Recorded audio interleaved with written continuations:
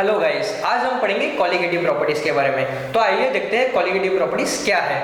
The properties that depend on number of solid particles irrespective of their nature relative to the total number of particles present in the solution are called colligative properties।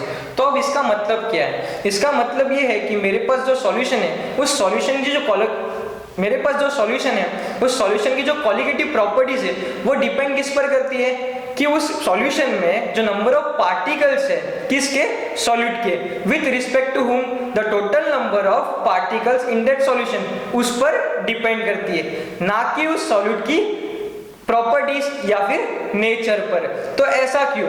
तो हम जो colligative properties पढ़ रहे हैं उसमें एक assumption है कि हमारे पास जो सॉल्यूशन है वो कैसा है, आइडियल सॉल्यूशन। तो जैसे कि आपको पता है कि आइडियल सॉल्यूशन में क्या होता है, जो सॉल्यूट है और जो सॉल्वेंट है वो सिमिलरली बिहेव करते हैं। मतलब कि यहाँ पर जो सॉल्यूट सॉल्यूट इंटरेक्शन फोर्स है, सॉल्यूट सॉल्वेंट इंटरेक्शन फोर्स है और सॉल्वेंट सॉल्वेंट इंटरेक्शन फोर्स है, ये तीनों कैसे होंगे, इक्वल।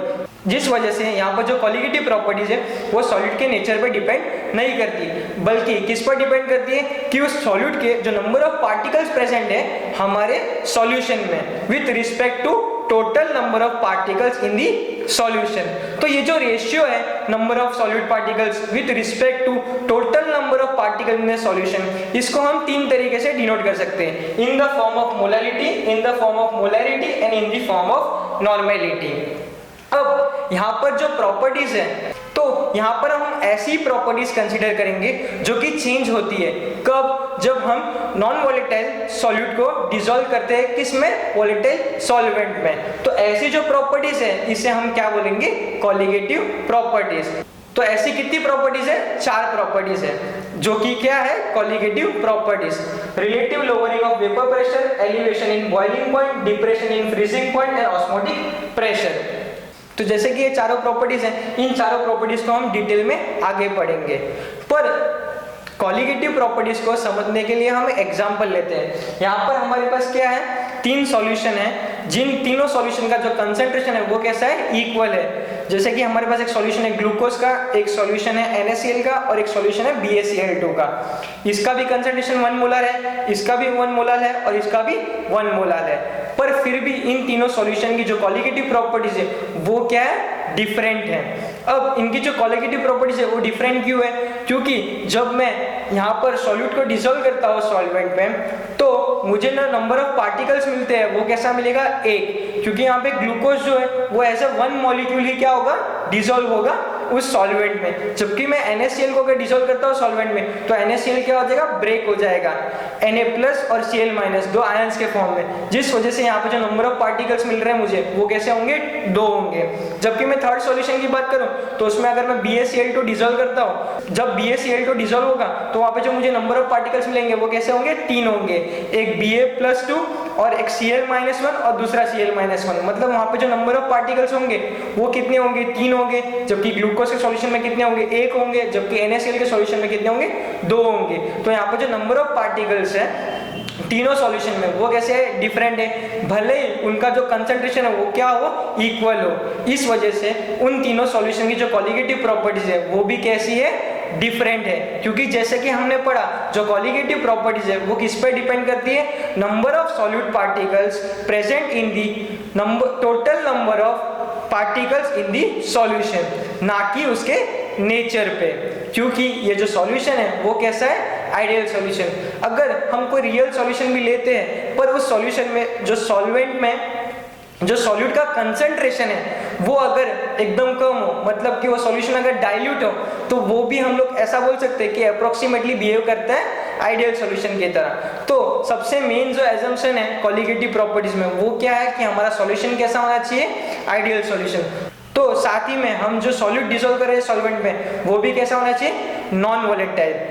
तो अगर हम जब नॉन वोलेटाइल सॉल्यूट को वोलेटाइल सॉल्यूट में डिसॉल्व करते हैं तो जो जो प्रॉपर्टीज चेंज होती है उन्हीं प्रॉपर्टीज को हम कंसीडर करते हैं, जिसे हम क्या बोलते हैं, कॉलिगेटिव प्रॉपर्टीज, जिसे हम आगे डिटेल में पढ़ेंगे। अब हम पढ़ेंगे सबसे पहली कॉलिगेटिव प्रॉपर्टी जो कि है relative lowering of vapour pressure. When a non volatile solute is added to a solvent the vapour pressure decreases. मतलब कि जब भी मैं किसी भी सॉल्वेंट में एक नॉन वोलेटाइल सॉल्यूट ऐड करूंगा तो उस जो सॉल्वेंट है उसका वेपर प्रेशर क्या हो जाएगा, डिक्रीज हो जाएगा। इसको समझने के लिए हमने एक एग्जांपल लिया हुआ है। यहाँ पर हमारे पास दो बीकर है, एक बीकर में क्या है, प्योर सॉल्वेंट, जबकि दूसरे बीकर में क्या है, सॉल्यूशन है जो कि बना हुआ है वोलेटाइल सॉल्वेंट से और नॉन वोलेटाइल सॉल्यूट से। अब जब इस बीकर को मैं हीट करूंगा तो यहाँ पर क्या होंगे, वेपर्स फॉर्म होंगे, क्योंकि ये जो सॉल्वेंट है वो कैसा है, वोलेटाइल है, मतलब यहाँ पे वेपर्स भी कैसे बनेंगे, ज्यादा बनेंगे, तो यहाँ पे वेपर प्रेशर भी कैसा होगा, ज्यादा होगा। जबकि मैं इस बीकर को अगर हीट करता हूँ तो यहाँ पर क्या होगा कि जो सॉल्वेंट के वेपर्स बनेंगे वो कैसे बनेंगे, कम बनेंगे, तो यहाँ पे वेपर प्रेशर भी कैसा होगा, कम होगा। क्यों? क्योंकि ये जो सॉल्यूशन है वो कैसा है, आइडियल सॉल्यूशन, जो कि हमने पढ़ा अभी कॉलिगेटिव प्रॉपर्टीज के लिए कि हमारे पास यहाँ पर जितने भी सॉल्यूशन होंगे वो कैसे होंगे, आइडियल सॉल्यूशन होंगे, और साथ में जो सॉल्यूट होगा वो भी कैसा होगा, नॉन वोलेटाइल। तो यहाँ पर जो सॉल्यूशन है वो आइडियल होने की वजह से जो सॉल्यूट और सॉल्यूट का इंटरेक्शन फोर्स है, सॉल्यूट सॉल्वेंट का और सॉल्वेंट सॉल्वेंट का जो इंटरेक्शन फोर्स है वो कैसा होगा, इक्वल होगा। मतलब कि यहाँ पर जो सॉल्यूट है वो खुद तो नॉन वोलेटाइल है, मतलब खुद तो वेपराइज नहीं होगा, साथ में क्या होगा, सॉल्वेंट को भी वेपराइज होने नहीं देगा। तो इसके कंपैरिजन में यहाँ पर जो नंबर ऑफ सॉल्वेंट के मॉलिक्यूल्स है जो वेपराइज होंगे वो कैसे होंगे, कम होंगे, मतलब वेपर प्रेशर भी कैसा होगा, कम होगा। तो जैसे कि हमने देखा कि when a non volatile solute is added to a solvent the vapour pressure decreases, जो कि हम यहाँ पर देख सकते हैं। The lowering of vapour pressure with respect to vapour pressure of pure solvent is called relative lowering in vapour pressure. मतलब कि यहाँ पर प्योर सॉल्वेंट के जो वेपर प्रेशर है उसके कंपैरिजन में सॉल्यूशन में जो सॉल्वेंट है उसका वेपर प्रेशर कैसा होगा, कम होगा। तो इन दोनों के डिफरेंस को अगर हम लोग रिलेट करते हैं प्योर कंपोनेंट के वेपर प्रेशर से तो उस पूरे रेशियो को हम क्या बोलेंगे, relative lowering of vapour pressure, जो हम डिराइव करेंगे with the help of Raoult's law, क्योंकि ये सॉल्यूशन कैसा है, आइडियल सॉल्यूशन है, तो ये राउल्ट्स लॉ फॉलो करेगा। अब राउल्ट्स लॉ क्या बोलता है, P1 equal to x1 P1 not, जिसपे P1 क्या है, partial pressure of volatile solvent in solution, जबकि P1 नॉट क्या है, vapour pressure of pure solvent, जबकि x1 क्या है, mole fraction of volatile solvent in the solution. तो यहाँ पर हम डिफरेंस की बात कर रहे हैं, प्योर कंपोनेंट प्योर फॉर्म में सॉल्वेंट का जो प्रेशर है वो और सॉल्यूशन में जो सॉल्वेंट का वेपर प्रेशर है वो, तो उनमें में डिफरेंस है। प्योर फॉर्म में कैसा होगा, ज्यादा होगा, जबकि सॉल्यूशन में उस सॉल्वेंट का वेपर प्रेशर कैसा होगा, कम होगा। तो यहाँ पर हमें क्या मिल रहा है, delta P1 equal to P1 not minus P1। यहाँ पे डेल्टा P1 के डिफरेंस है प्योर फॉर्म में सॉल्वेंट का वेपर प्रेशर माइनस सॉल्यूशन में सॉल्वेंट का वेपर प्रेशर। अब इस इक्वेशन 2 में हम P1 की वैल्यू इक्वेशन 1 में से सब्स्टिट्यूट कर देंगे, तो हमें ये इक्वेशन कैसे मिलेगा, delta P1 equal to P1 not minus x1 P1 not, जो की वैल्यू हमने कहाँ से ली है, इक्वेशन नंबर 1 से।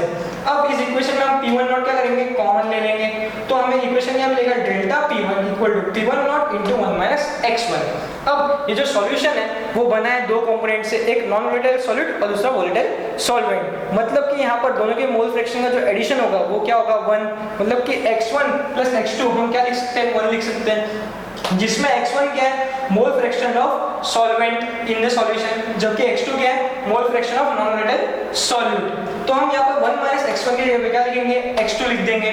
x2 क्या है, mole fraction of non volatile solute, तो इक्वेशन क्या बनेगा, delta P1 equal to P1 not into x2।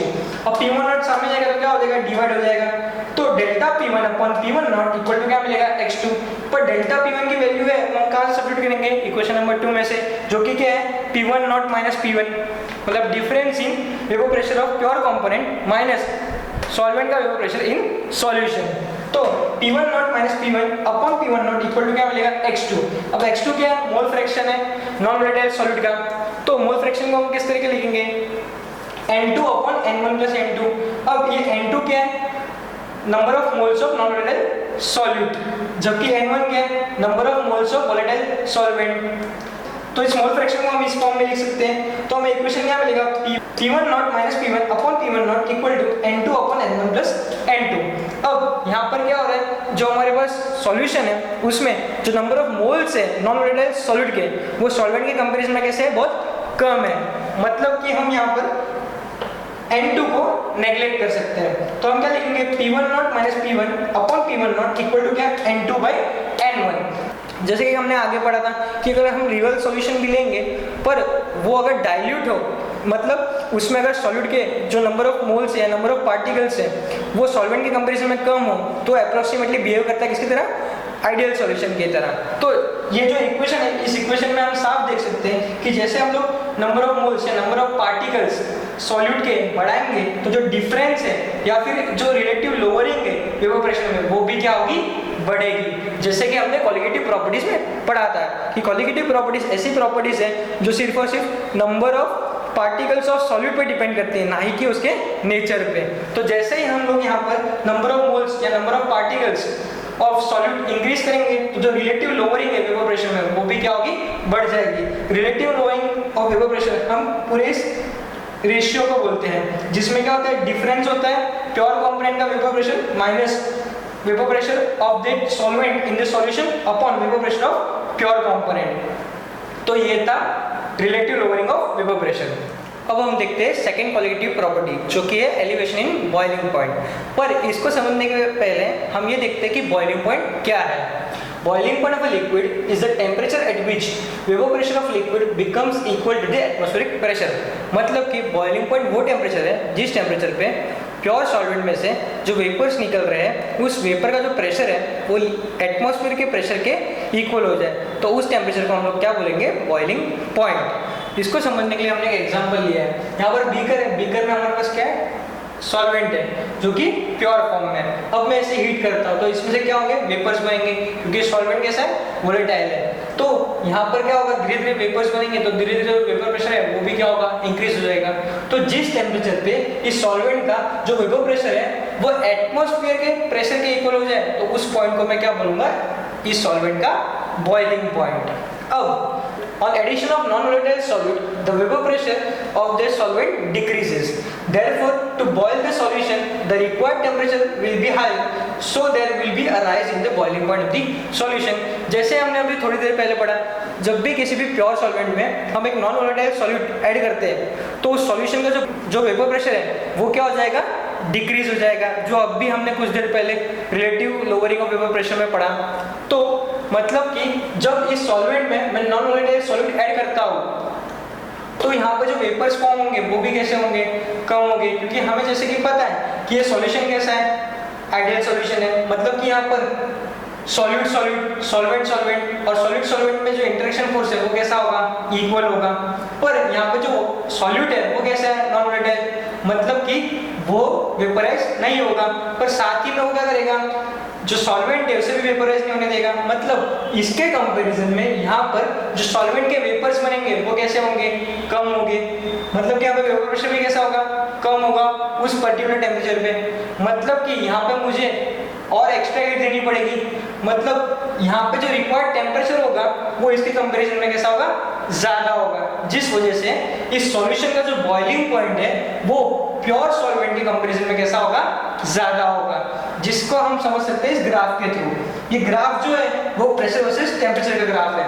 Pressure का यूनिट है बार और टेम्परेचर का यूनिट है केल्विन। हमारे पास यहाँ पे दो चीजें, एक तो है प्योर सॉल्वेंट, दूसरा है सॉल्यूशन। तो जैसे कि हम यहाँ पे देख सकते हैं कि एटमॉस्फेरिक जो प्रेशर होता है वो कितना होता है, 1 बार। मतलब कि जब इस सॉल्वेंट का वेपर प्रेशर एटमॉस्फेयर के प्रेशर के इक्वल हो जाएगा तो वो क्या होगा, इसका बॉइलिंग पॉइंट। वैसे ही जब इस सॉल्यूशन का अंदर जो सॉल्वेंट है उसका जो वेपर प्रेशर है वो हो जाएगा एटमॉस्फेरिक प्रेशर के इक्वल, तो वो क्या होगा, इस सॉल्यूशन का बॉइलिंग पॉइंट। तो जैसे हम ग्राफ में देख सकते हैं कि यहाँ पर जो टेम्परेचर है, जिस टेम्परेचर पे सॉल्वेंट का बॉइलिंग पॉइंट है वो कैसा है, सॉल्यूशन के बॉइलिंग पॉइंट के कंपैरिजन में कम है, क्योंकि ये सॉल्वेंट जो है कैसे, प्योर फॉर्म में। जबकि यहाँ पे सॉल्यूशन है उसमें क्या प्रेशर है, नॉन वोलेटाइल सॉल्यूट, जो कि सॉल्वेंट की जो वेपर प्रेशर है वो क्या करता है, डिक्रीज कर देता है, जिस वजह से उसका बॉइलिंग पॉइंट क्या हो जाता है, इंक्रीज हो जाता है। क्योंकि उसी पर्टिकुलर टेम्परेचर पे जो वेपर्स बन रहे हैं प्योर सॉल्वेंट के कंपैरिजन में वो यहाँ पर कैसे होंगे,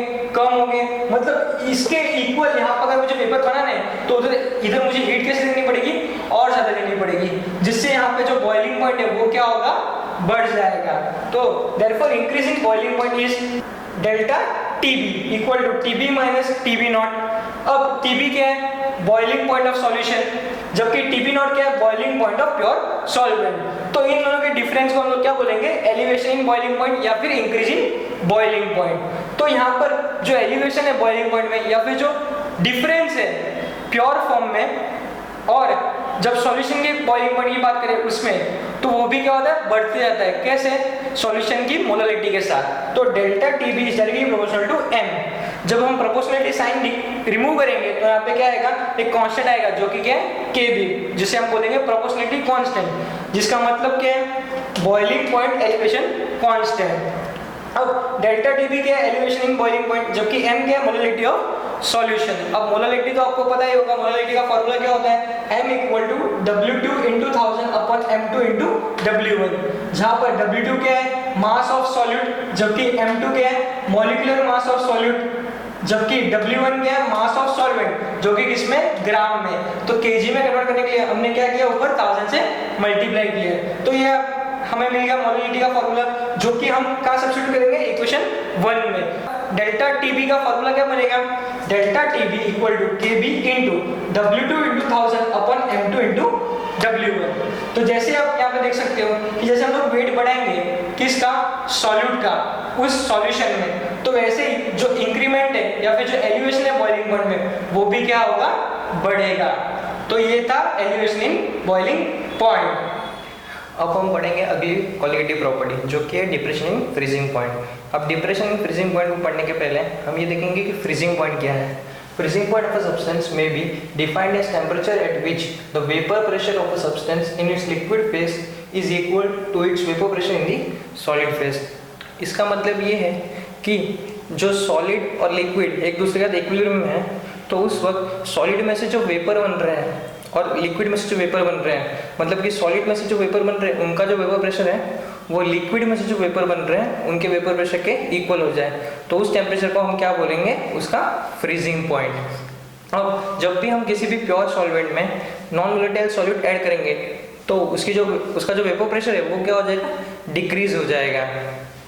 When a non-volatile solid is added to the solvent, its vapor pressure decreases and now it will become equal to that of solid solvent at lower temperature. Thus the freezing point of the solvent decreases। मतलब कि जब भी हम किसी भी pure solvent में non volatile solute add करेंगे तो उस सॉल्वेंट का जो वेपर प्रेशर है वो क्या हो जाएगा, डिक्रीज हो जाएगा। मतलब कि अगर उसका वेपर प्रेशर डिक्रीज हो जाएगा तो अब वो क्या होगा, जल्दी फ्रीज होगा, क्योंकि लिक्विड में से जो वेपर बन रहे हैं वो कैसे हैं, कम है।